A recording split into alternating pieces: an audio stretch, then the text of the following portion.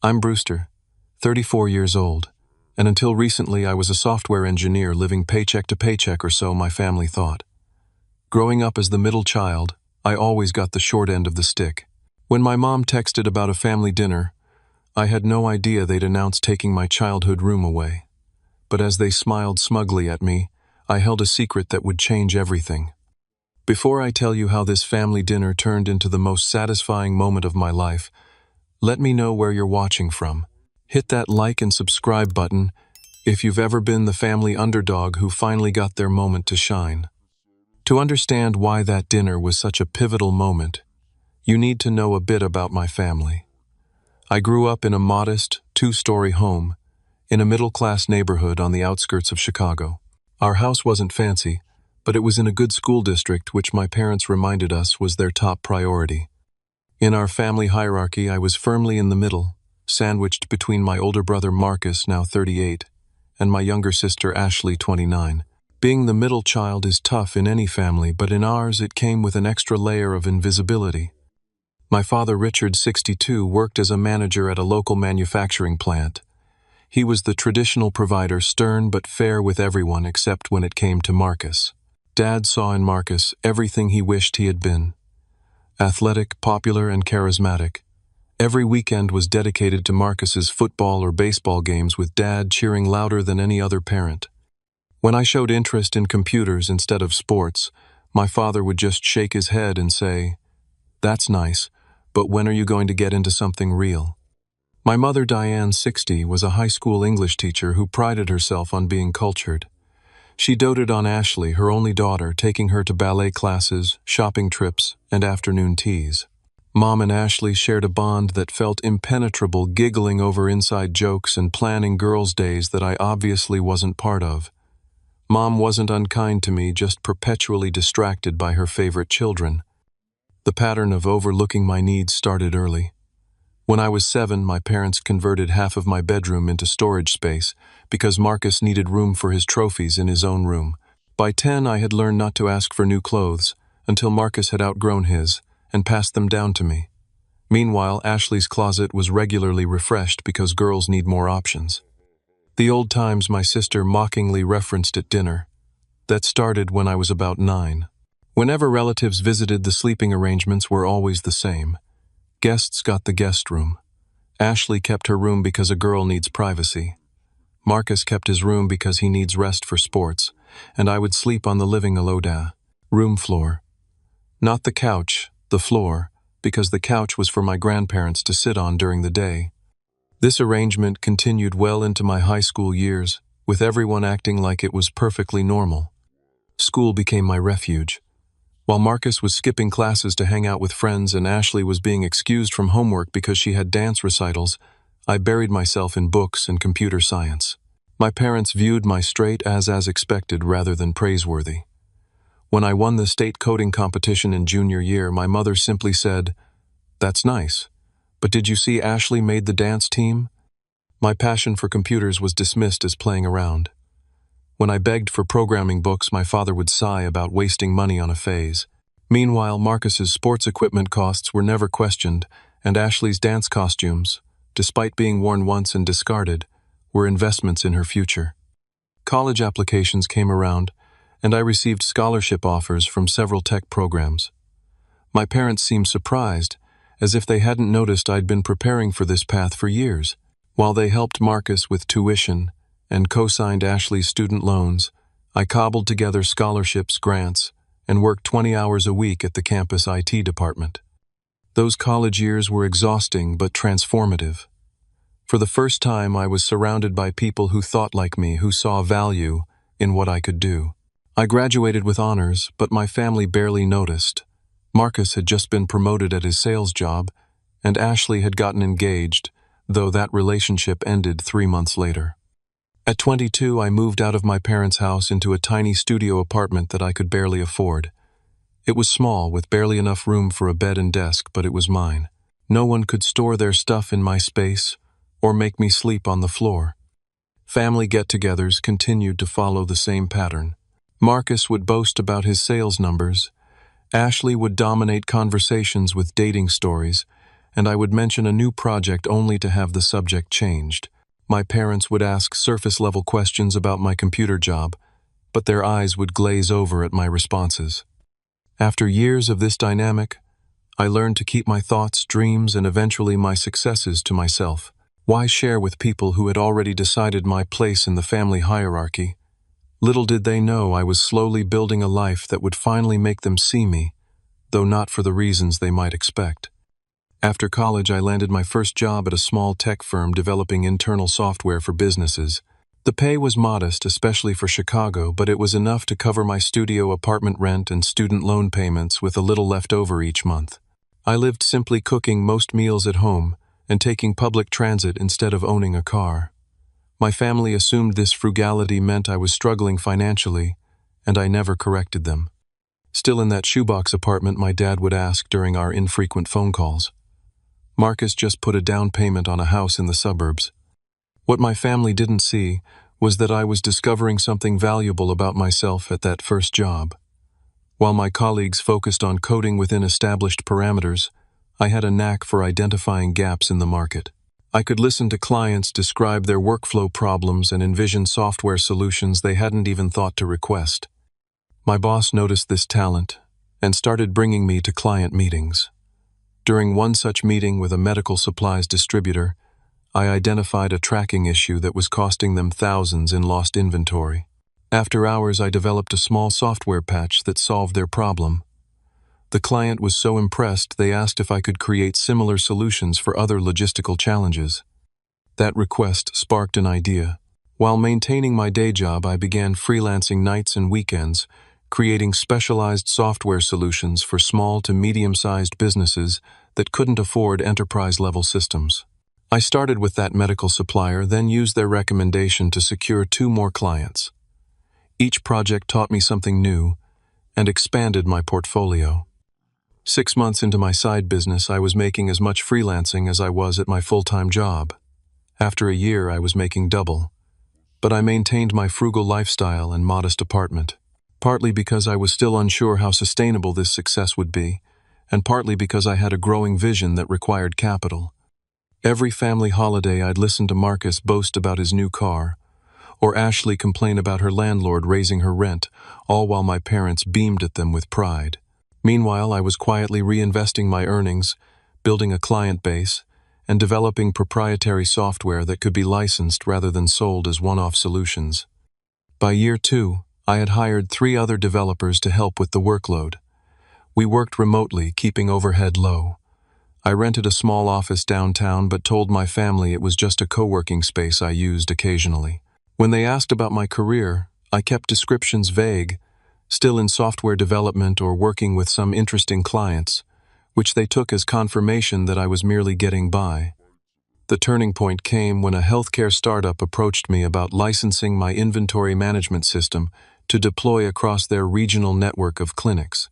The deal was worth more than my previous annual salary, and it came with a maintenance contract that guaranteed income for 3 years. Within months, 2 similar companies signed comparable deals. I hired more staff, established formal business processes, and consulted with financial advisors about investment strategies. Yet when I visited my parents, I still drove the used Toyota I'd bought after college and wore the same casual clothes I'd always worn. Not because I was playing a role, but because those external trappings just weren't important to me. What was important was the growing dream of having a place that was truly mine, not just an apartment, but a home with space to breathe, work, and perhaps eventually share with someone special. I began looking at real estate listings, first casually, then with serious intent. For 6 months, I searched for the perfect property. I wanted something with character, space for a home office, good natural light, and a location that would keep my commute to the office reasonable. I looked at modern condos, suburban houses, and urban lofts, but nothing felt right until my realtor called about a newly listed property. It was a restored Victorian in a historic neighborhood with 4 bedrooms, a dedicated office space, a finished basement, perfect for a home gym, and a beautifully landscaped yard. The previous owners had updated all the systems while preserving the original hardwood floors, crown molding, and stained glass windows. When I walked through the front door, I knew immediately this was home. The asking price was substantial more than I'd initially planned to spend, but well within my means given the business's growth. I made an offer the same day, and after some negotiation it was accepted. The closing process took 2 months, during which I told absolutely no one in my family. This moment would be just for me until I decided to share it. The day I signed the final papers and received the keys was surreal. Standing in the empty living room with its 12-foot ceilings and bay windows, I felt a sense of accomplishment that had nothing to do with proving anything to my family and everything to do with fulfilling my own vision. That evening, as I sat on the floor of my new home with takeout dinner, my phone buzzed with a text from my mother: "Family catch-up dinner this Saturday at 6. Everyone will be there. Don't be late." I stared at the message, then around at my empty house, and laughed at the timing. Little did they know what was coming. The text from my mother seemed innocent enough. "Family catch-up dinner this Saturday at 6. Everyone will be there. Don't be late." It was typical of her, part invitation, part command, with the clear expectation of compliance. Normally I might have made an excuse. These dinners usually left me feeling like an outsider in my own family, but something about having just closed on my house made me feel different. Perhaps it was time to face them with my new reality. I texted back a simple "I'll be there," which prompted an immediate response from my mother: "Wonderful. I'm making your father's favorite pot roast." Not my favorite, of course, but that was par for the course.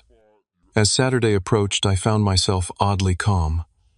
The past week had been a whirlwind of meetings with contractors about minor renovations to my new home and finalizing paperwork with my real estate agent. I hadn't even started moving my things yet. The house stood empty, waiting for my vision to fill it. The drive to my parents' house took 45 minutes from my apartment. I'd made this journey countless times, but today the familiar route felt different. I passed the park where Marcus had played baseball, and Dad had rarely missed a game. I drove by the dance studio where Mom had spent hours waiting for Ashley during rehearsals.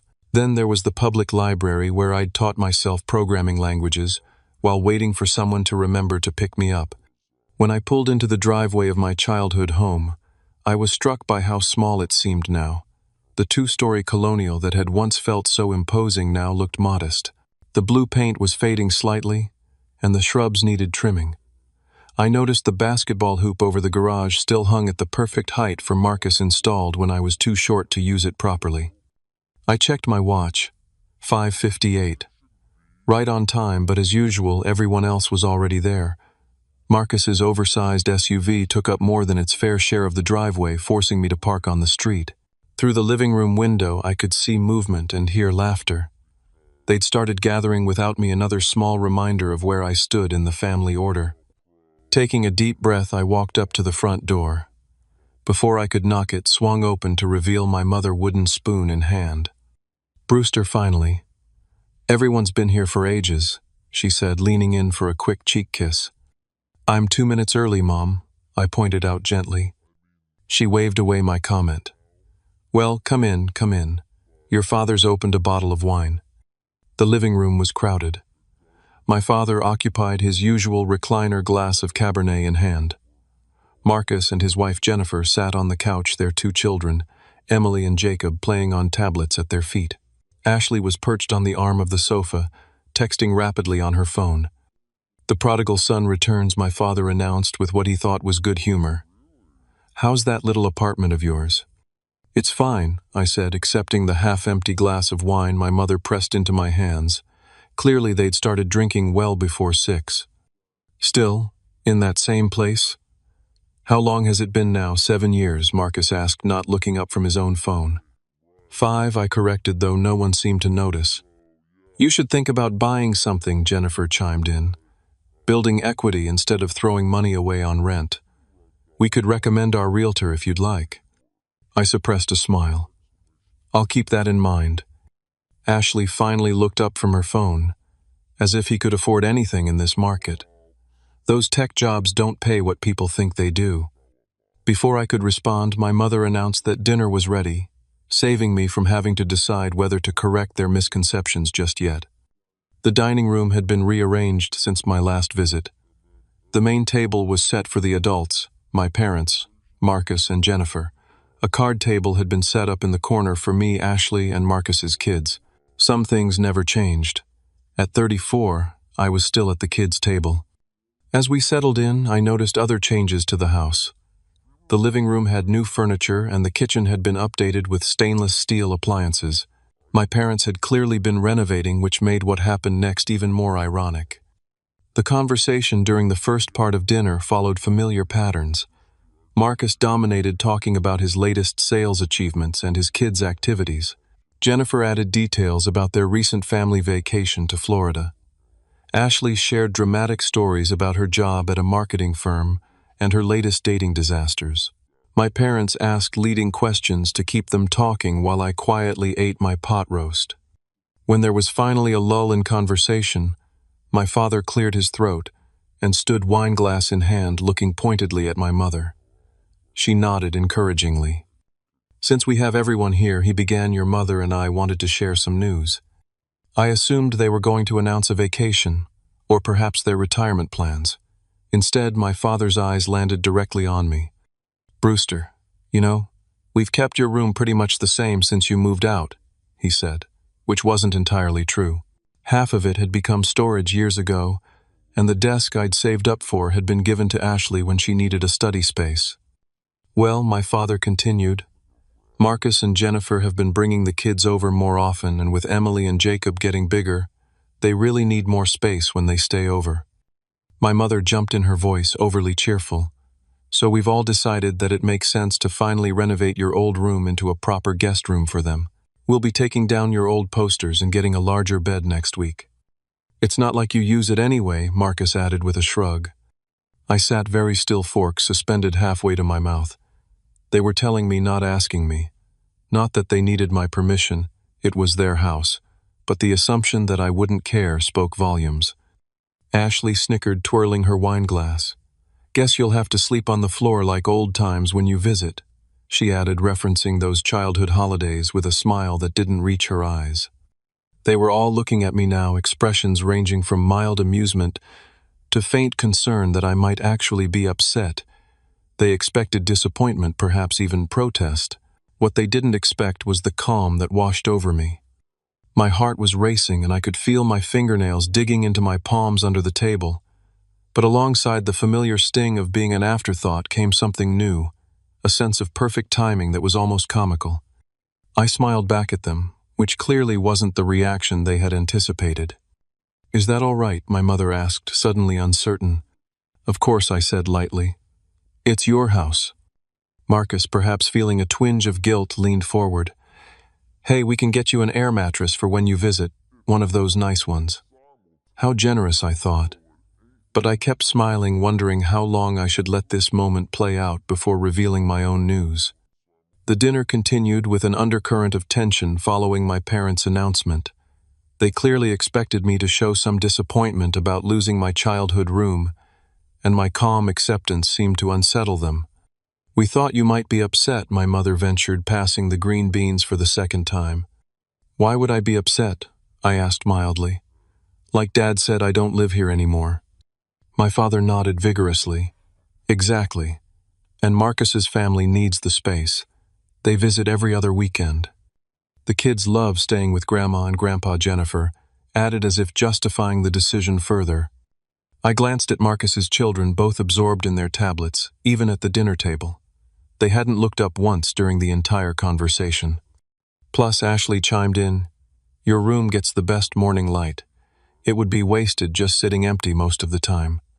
My room had indeed gotten good light. Not that anyone had cared when I lived there and requested a desk by the window for reading.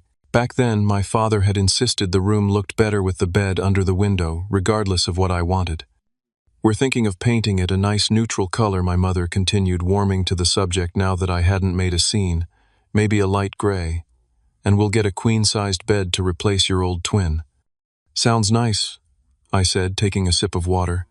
Under the table, my hand tightened around my napkin. It wasn't the room itself that bothered me. It was the familiar pattern of my needs and feelings being an afterthought, if they were thought of at all. "We'll pack up your things," my father added. "Though there's not much left. Just some old books and those computer magazines you used to collect." Those computer magazines had been programming journals that had helped launch my career, but I doubted they'd recognize their value. More likely, they'd end up in the recycling bin without a second thought. Actually, I said I could come by next weekend to get whatever's still there. There's no rush, my mother said dismissively. We won't start the renovations until next month. Marcus is helping us find a contractor. Aren't you, dear? Marcus nodded importantly. I know a guy who did our master bathroom. He's expensive but worth it. The conversation shifted to renovation plans, with everyone offering opinions on paint colors, furniture, and whether the closet should be expanded. No one asked if there was anything in my old room that I might want to keep. In their minds, I had moved on long ago, taking anything of value with me. As they debated the merits of different flooring options, I felt a familiar tightness in my chest. It was the same feeling I'd had as a child when my achievements went unacknowledged, or my preferences were overridden. But now, instead of the helplessness that usually accompanied it, I felt something new, a sense of freedom. This room, this house, these dynamics no longer defined me. Will you excuse me for a minute, I asked, standing up from the card table. Need to use the bathroom. No one really acknowledged my departure. As I walked down the hallway, I found myself stopping at the door to my old bedroom. I turned the knob and stepped inside. The room was smaller than I remembered, and indeed much of it had already become storage. Boxes labeled Christmas decorations and Ashley's college things lined one wall. My twin bed remained, but the desk was gone, as were most of the posters that had once decorated the walls. A single bookshelf still held some of my old programming books and a few science fiction novels I'd loved as a teenager. I ran my finger along the shelf, collecting dust. It had been years since anyone had properly cleaned in here. In the corner sat the old wooden chest where I'd kept my first computer saved from my earnings mowing lawns and shoveling snow. I opened it half, expecting it to be empty, but there it was, the bulky desktop machine that had started everything. Standing in that room, surrounded by the remnants of my childhood relegated to the status of storage, I made a decision. I could reveal my success now, watch their shock, and perhaps deal with the inevitable attempts to rewrite our family history. Or I could let them go on thinking of me as the afterthought child a little longer. I closed the chest, took one last look around the room, and returned to the dining table where the conversation about renovations continued unabated. What about that chest in the corner, my mother was asking. Should we put it in the attic? Just get rid of it, Marcus suggested. It's old and takes up space. We could put a nice dresser there instead. That chest was Grandpa's, I said quietly, sliding back into my seat. He gave it to me for my 10th birthday. There was a moment of awkward silence. Oh, my mother said. I'd forgotten. Well, we can certainly keep it if you want it, though I'm not sure where you'd put it in your apartment. It's fine, I said. Do whatever you think is best. My father, perhaps sensing my resignation, tried to lighten the mood. So, Brewster, anything new with you? Still at that same company. Before I could answer, my phone rang. I glanced at the screen. It was my real estate agent. Perfect timing. Sorry, I need to take this, I said, not moving from the table. It's important. My mother frowned at the breach of dinner table etiquette, but I answered anyway, putting the phone to my ear. Hello, Brewster speaking. Hi, Brewster, it's Sarah from Cornerstone Realty. Just wanted to let you know all the paperwork is finalized for the house. The title transfer is complete and everything's officially recorded. You're all set. I couldn't help the genuine smile that spread across my face. That's fantastic news, Sarah. Thank you for handling everything so smoothly. My pleasure. The keys are ready whenever you want to pick them up, though you already have the set from closing. Congratulations again on your new home. Thanks again. I'll stop by on Monday to get the extra set of keys and drop off that bottle of wine I promised you. I hung up and looked up to find my entire family staring at me with confused expressions. New home, my father asked, his fork suspended halfway to his mouth. What was that about? For a moment I considered downplaying it. Old habits die hard. But sitting there at the kids' table in the house where I'd always been an afterthought, something shifted inside me. It was time. Actually, I said calmly, that's what I was going to tell you. I just closed on a house. Silence fell over the table. Ashley was the first to break it. You bought a house, like an actual house. Or do you mean one of those tiny studio condos? An actual house, I confirmed. 4 bedrooms, 3 bathrooms, office space, finished basement yard. It's a restored Victorian in Lincoln Park. My mother gasped. Lincoln Park was one of Chicago's most expensive neighborhoods. That's impossible, Marcus said flatly. Those houses go for millions. You work at a tech startup. I took a sip of water, enjoying the moment more than I probably should have. Actually, I own a tech company. I started it about 4 years ago, developing specialized software solutions for healthcare and logistics industries. We've been doing quite well. You own a company, my father repeated incredulously. Since when? Like I said, about 4 years. I kept the day job for the first year until things took off. Now we have 12 employees and clients across the Midwest. But you never said anything, my mother said, her voice faint. I shrugged. No one really asked. Jennifer, always practical, was the first to recover. Well, that's wonderful, Brewster. Congratulations. Thanks, I said. I'm excited about it. The house needs some minor updates, but it's in great shape overall. Original hardwood floors throughout stained glass windows in the dining room, and a chef's kitchen that was renovated last year. The master suite takes up the entire 3rd floor. I could see my father doing mental calculations, trying to figure out just how successful my business must be for me to afford such a property. Ashley's expression had shifted from skepticism to something closer to jealousy. I don't understand, she said. If you've been so successful, why have you been living in that tiny apartment all this time? I wanted to invest in the business first, I explained, and I was waiting for the right property. Real estate in Chicago isn't something you rush into. Marcus, never one to be outdone, cleared his throat. Well, that's great timing then, he said with forced enthusiasm. With your old room being converted, you'll have plenty of space for us to visit you instead. My mother nodded quickly. Yes, we could come see the new house once you're settled, maybe for Thanksgiving this year. It was remarkable how quickly the dynamic had shifted. Suddenly, my parents were looking at me with something akin to respect, possibly for the first time in my adult life. That would be nice, I said noncommittally, though I'll need some time to furnish the place properly. It's completely empty at the moment. Of course, my father said, reaching for the wine bottle to refill his glass. No rush, but this calls for a toast to Brewster's new house and his company. Glasses were raised and congratulations offered, but I could see the wheels turning behind their eyes. They were reassessing everything they thought they knew about me, recalibrating their understanding of the family hierarchy. As the initial shock wore off, the questions began. How big was the company really? What exactly did my software do? How many bedrooms did the house have again? Was the neighborhood safe? Did I have photos they could see? I answered each query calmly, neither exaggerating nor downplaying my success. I showed them a few photos of the house that the realtor had sent, watching as their eyes widened at the 12-foot ceilings, elaborate woodwork, and spacious rooms that made their house look modest by comparison. This is quite a surprise, my mother finally said, her voice caught between pride and something else, perhaps regret. Life is full of surprises, I replied.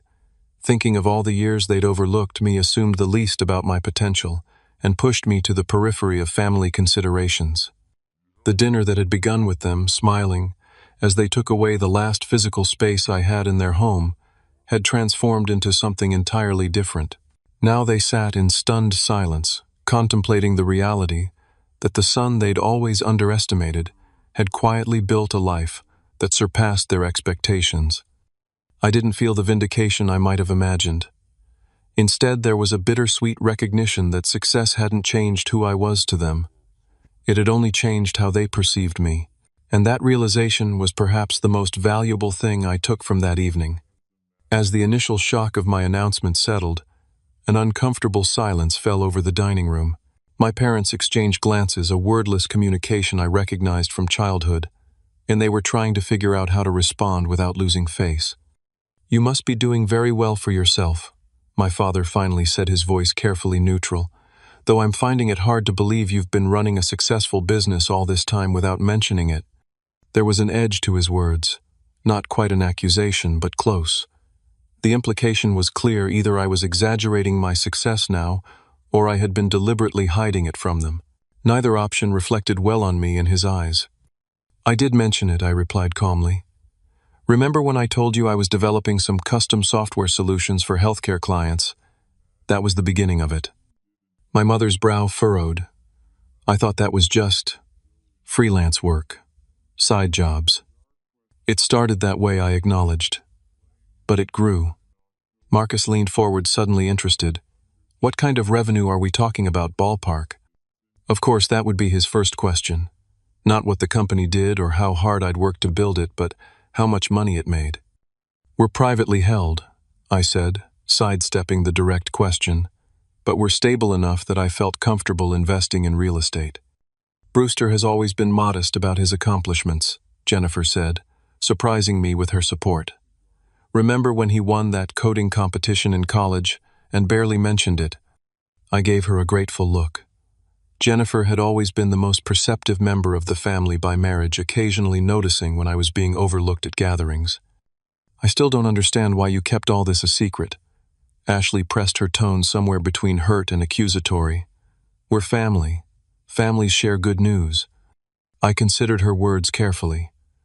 Did I want to open this door? Once opened, it couldn't be closed again.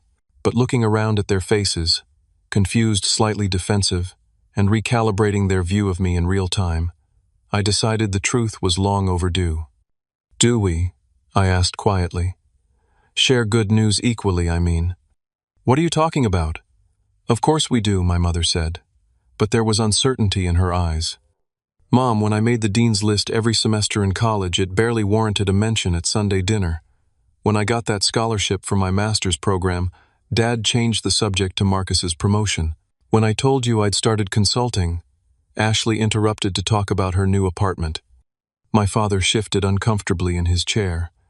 "We've always been proud of all our children's achievements." "Some achievements more than others," I said. The words weren't bitter, just factual.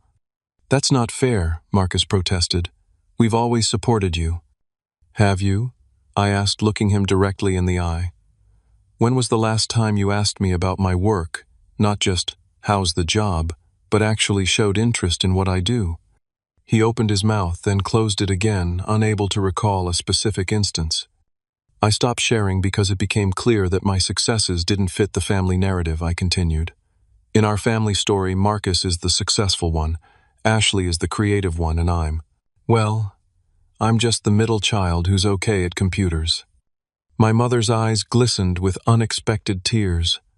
"Brewster, that's not how we see you." "Isn't it? When I told you I'd developed a new inventory management system last Christmas, Dad asked if I could fix his printer. It's been like that my whole life." The dinner table fell silent again, the only sound the ticking of the grandfather clock in the hallway. My father stared into his wineglass while my mother dabbed at her eyes with a napkin. It was Marcus who finally broke the silence. "So you bought this house, what, to prove us wrong?" I shook my head. "No, Marcus. I bought it because I wanted it, because I've worked hard and been successful, and it's time I had a home that reflects that. Not everything is about this family." Those last words hung in the air, almost shocking in their bluntness. In our family, everything had always been about the family, or rather about the family as my parents defined it, with Marcus and Ashley at the center, and me orbiting the periphery. "I think what your brother is saying," Jennifer interjected gently, "is that he's built a life for himself that we haven't fully appreciated, and that's something we should all think about." My father cleared his throat. "Well, regardless of past miscommunications, this is good news. You've done well for yourself, son, and we're happy for you." The words were right, but they came decades too late to feel entirely genuine. Still, it was a start. My mother, always practical, even in emotional moments, shifted to logistics. "When do you move in? Do you need help? Your father and Marcus could help with the heavy lifting." "I've hired movers," I said, "for next weekend. But thank you for the offer." "Next weekend," Ashley repeated.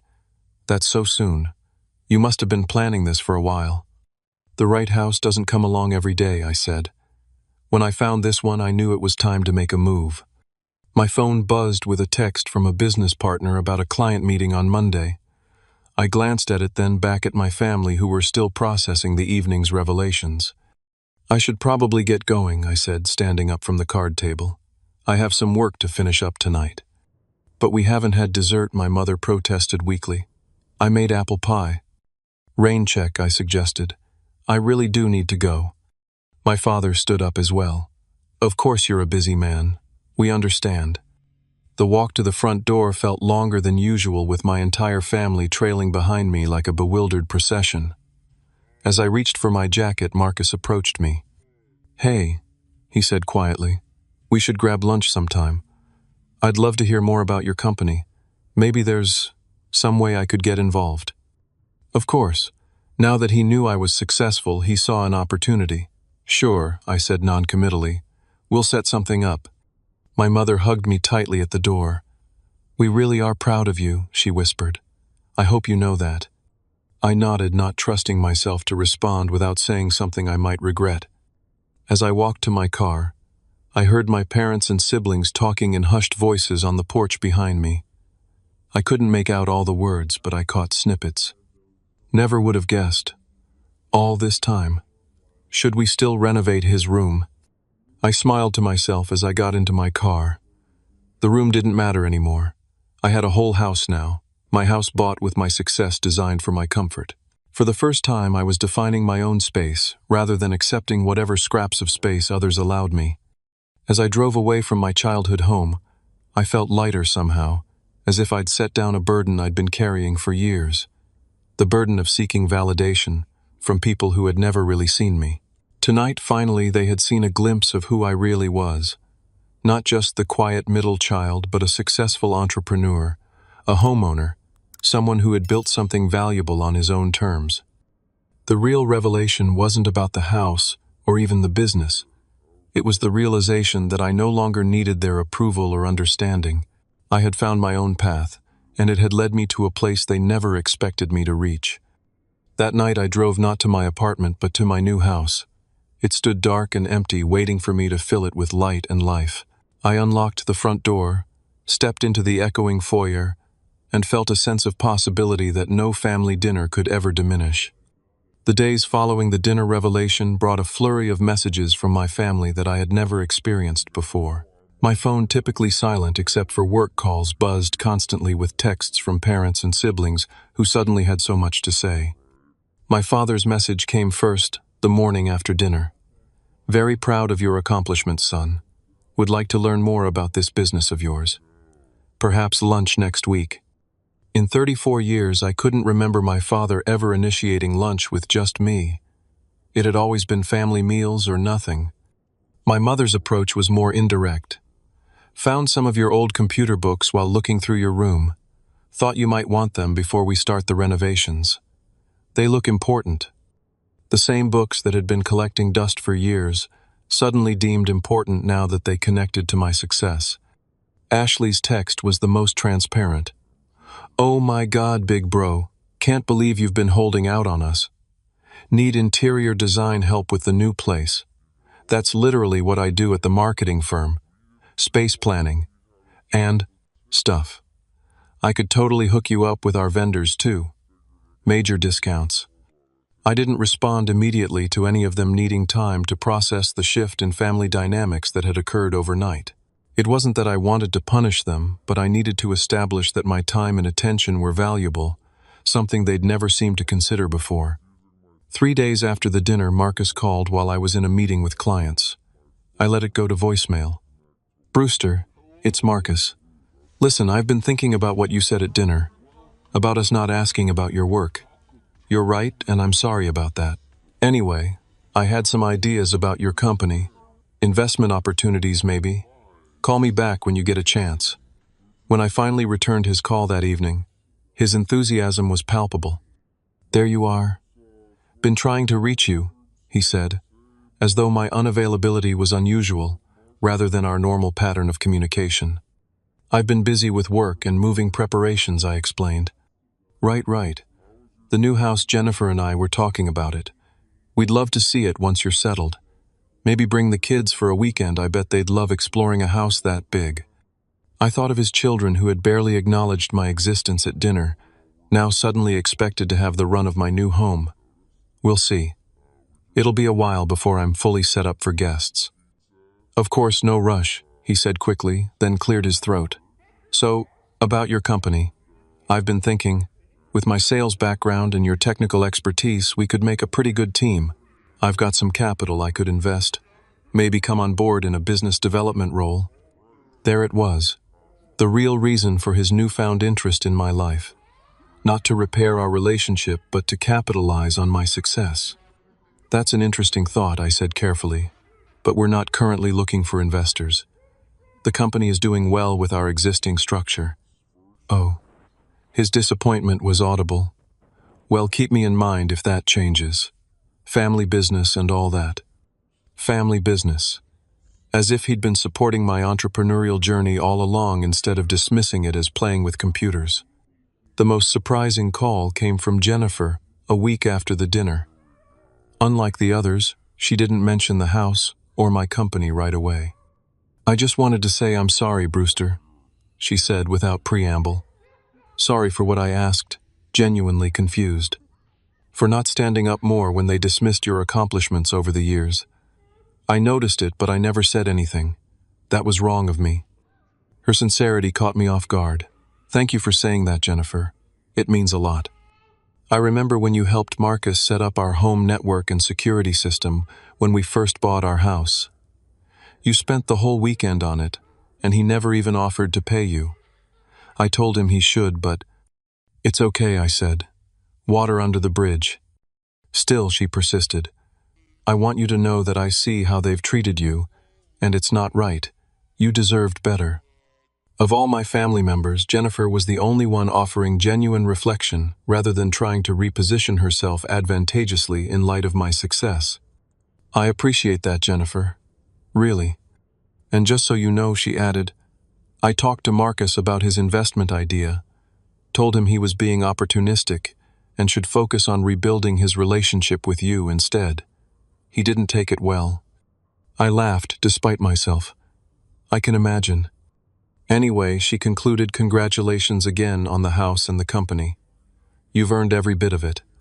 The most awkward encounter came when my parents insisted on dropping off my important belongings from my old room, showing up at my apartment, unannounced the following Saturday morning. We were in the neighborhood, my mother explained, though there was no reason for them to be in my area on a weekend. They carried up 2 medium-sized boxes, huffing from the 3-flight walk-up. This building doesn't have an elevator, my father asked, setting down his box with a thump. No, it doesn't, I said, offering them water. But it won't matter soon. I'm moving next weekend. My mother glanced around the studio apartment that had been my home for 5 years. It was small but neat, with minimal furniture and a desk dominating one corner, my first workspace where the company had begun. I can't believe you've been living like this while running a successful business, she said, her tone suggesting I'd been deliberately deceiving them rather than simply living within my means. It served its purpose, I said. I didn't need more space until now. My father opened one of the boxes, revealing the programming journals I'd mentioned, some old textbooks and a few childhood mementos. Your mother thought you might want these before we clear everything out. Thank you, I said, though I'd already taken anything truly important years ago. So my mother said, settling uninvited onto my desk chair, tell us more about this house of yours. When can we see it? Once I'm moved in and set up, I replied. Probably not for a few weeks at least. Weeks, my father repeated as if I'd said months or years. Surely it won't take that long. Your mother and I could help. We're pretty good at organizing a home. The irony of them offering to organize my new house when they'd never respected my space in theirs wasn't lost on me. I appreciate the offer, I said, but I've got a vision for the place. I want to take my time and do it right. A vision, my mother echoed, smiling as though I'd said something amusing. Well, I suppose everyone has their own ideas about decorating. My father cleared his throat. Your mother and I have been talking about the room situation. Here it comes, I thought. We're thinking maybe we don't need to convert your room right away. It could stay as is for a while longer, just in case. Just in case. What? In case my house and company turned out to be elaborate lies, in case I failed and needed to move back home. The implication stung more than it should have. "That's not necessary," I said firmly. "Go ahead with your plans. Marcus's family needs the space and I won't be needing it anymore." They exchanged a look I couldn't quite interpret. Disappointment, perhaps, that I wasn't more grateful for their belated consideration. "Well, if you're sure," my mother said. I confirmed. After they left, I examined the contents of the boxes. Most of it was destined for donation or storage, but at the bottom of the second box, I found something unexpected, a framed certificate from that state coding competition I'd won in high school. I'd never framed it. My mother must have done so recently, perhaps feeling guilty about dismissing the achievement at the time. It was a small gesture years too late, but it suggested that perhaps my dinner revelation had prompted some genuine reflection. Not enough to fundamentally change our family dynamic, but perhaps enough to plant the seeds of greater understanding. As moving day approached, I found myself fielding more calls and messages from family members. Ashley wanted to know if I needed furniture recommendations. My mother asked about kitchen essentials I might need. Marcus inquired about the neighborhood and property values, still sizing up my success in terms he understood. I responded politely but briefly to each message, maintaining a friendly distance. The pattern of our family interactions was too established to change overnight, and I was wary of their newfound interest in my life. Was it genuine concern, or simply a recalibration now that my status in the family hierarchy had shifted? The most telling moment came during a call with my father, 3 days before my move. "Your mother's wondering about Thanksgiving," he said after some small talk about moving logistics. "Usually we host, but with your new place. Well, she thought maybe you'd want to host this year." I almost laughed out loud. For decades, Thanksgiving had been held at their house with traditions and seating arrangements as firmly established as natural law. My mother's turkey, my father's carving Marcus's toast, Ashley's place settings. The suggestion that I might host represented a seismic shift in family politics. "I don't think I'll be ready to host that soon," I said. "Let's stick with tradition this year." "If you're sure," he said, sounding almost disappointed. "But we'd be happy to come to you." Of course they would, I thought. Now that my house was bigger and more impressive than theirs, they were eager to gather there instead. The irony wasn't lost on me. As I packed up my apartment that week, sorting through possessions accumulated over years of modest living, I reflected on how quickly everything had changed. Not my circumstances, those had been gradually improving for years, but my family's perception of me and my place in their lives. It was a bittersweet realization. The validation I might once have craved now felt hollow, coming as it did only after material proof of my success. Yet there was also a certain freedom in being seen finally as the capable and accomplished person I'd become, despite their limited expectations. The night before moving day, I stood in my empty apartment one last time. This small space had witnessed the birth of my company, late nights of coding, early client calls, the gradual realization of my potential. It had served me well, this humble stepping stone to something greater. Tomorrow I would move into my new home, not as the overlooked middle child seeking approval, but as a successful man who had built something valuable on his own terms. And while my family might never fully understand the journey that had brought me here, that understanding was no longer essential to my sense of self-worth. That perhaps was the most significant change of all. 6 months passed faster than I could have imagined. My Victorian house transformed from an empty shell into a true home that reflected not just my success, but who I really was. I furnished it thoughtfully, room by room, creating spaces that served both function and comfort rather than showcasing wealth. The home office became the heart of the house, a spacious room with built-in bookshelves, large monitors, and a view of the garden where I could watch the seasons change. The kitchen, already beautifully renovated by the previous owners, became a place where I discovered a newfound joy in cooking for myself and occasionally for friends. The guest rooms remained minimalist, but welcoming, ready for visitors I actually wanted to host. My business continued to thrive, expanding into new markets with a growing team of talented developers. The commute from my new home to the office was longer than from my old apartment, but the drive through tree-lined streets gave me time to think and prepare for each day. Family dynamics shifted in subtle but significant ways. My parents called more often, showing interest in aspects of my life they'd previously ignored. Marcus became somewhat competitive, mentioning his own accomplishments and purchases more frequently when we spoke. Ashley oscillated between seeking my advice and making slightly resentful comments about my sudden success. 3 months after moving in, I finally invited my parents to see the house. Their reaction was everything I might have expected. My mother alternated between effusive praise and subtle suggestions for changes, while my father wandered from room to room mentally calculating square footage and property values. "This is quite something, son," he said as we stood in the living room with its 12-foot ceilings and original fireplace. "You really have done well for yourself." "Thank you, Dad," I replied. "It's taken a lot of work to get here." "I suppose we didn't really understand what you were building all those years," my mother added, running her hand along the ornate banister of the main staircase. "You never really explained it to us." I smiled faintly. "I tried to, Mom. Many times." She looked away, perhaps, recognizing the truth in my words. "Well, we're trying to understand now." It was a small acknowledgement, but significant, coming from her. My parents had never been good at admitting when they were wrong, especially to their children. The most healing moment came during a quiet dinner with just my parents at my new home, about 5 months after that fateful family announcement. My mother, after her second glass of wine, brought up the past in a way she never had before. "I think we may have favored Marcus and Ashley when you were growing up," she said, looking down at her plate. "Not intentionally, but it happened." My father shifted uncomfortably but nodded. "Your brother was a lot like me, sports outgoing. I understood him, and Ashley was the baby and the only girl. And I was different, I finished for him." "Yes," he admitted. "You were quieter, always in your own world with those computers. I didn't understand what you were doing, or why it mattered." "We're proud of you now," my mother added quickly. "So proud of what you've accomplished." "I know," I said. "But I want you to understand something. I'm the same person I was before you knew about the house and the company. My worth hasn't changed. Your perception of it has."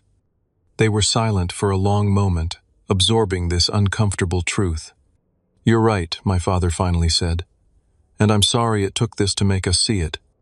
It wasn't a complete healing of old wounds, but it was an honest start. We began building a new kind of relationship.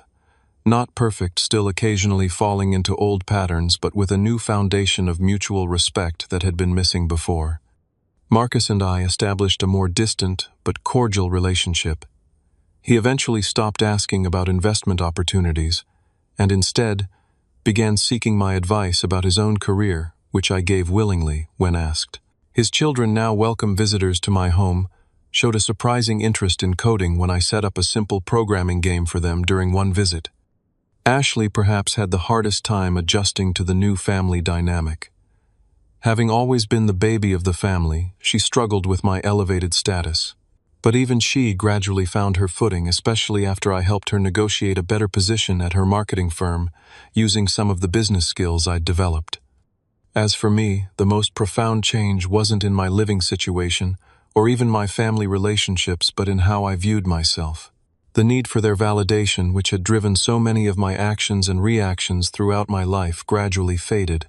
I came to understand that true success isn't measured by square footage or bank balances, but by the integrity with which you live your life and the positive impact you have on others. The house became more than just a symbol of financial achievement.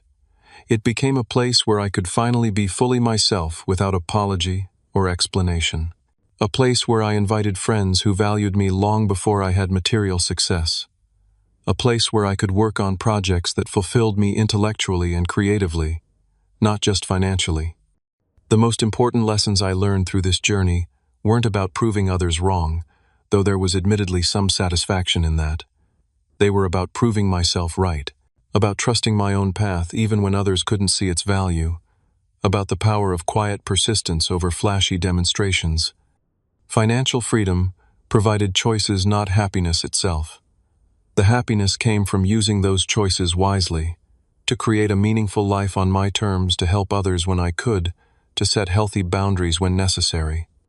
The old childhood pattern, sleeping on the floor while others took the beds, had taught me something valuable after all. Sometimes you have to experience discomfort and inequality to fully appreciate the home you eventually build for yourself, literally and figuratively. The final piece fell into place when I hosted a small dinner party for friends who had supported me through years of hard work and uncertainty. As we sat around my dining room table laughing and sharing stories, I realized that the true measure of success wasn't the admiration of family who had underestimated me, but the authentic connections I'd formed with people who saw my value all along. Have you ever been underestimated by the people who should have believed in you most? I'd love to hear your stories in the comments. Sometimes the sweetest success is the kind no one sees coming, not even your own family. If this story resonated with you, please hit that like button and subscribe to hear more journeys of unexpected triumph. And remember, the best revenge isn't showing others they were wrong about you. It's proving to yourself that you were right about you all along. Thank you for listening, and I wish you all the success and recognition you truly deserve.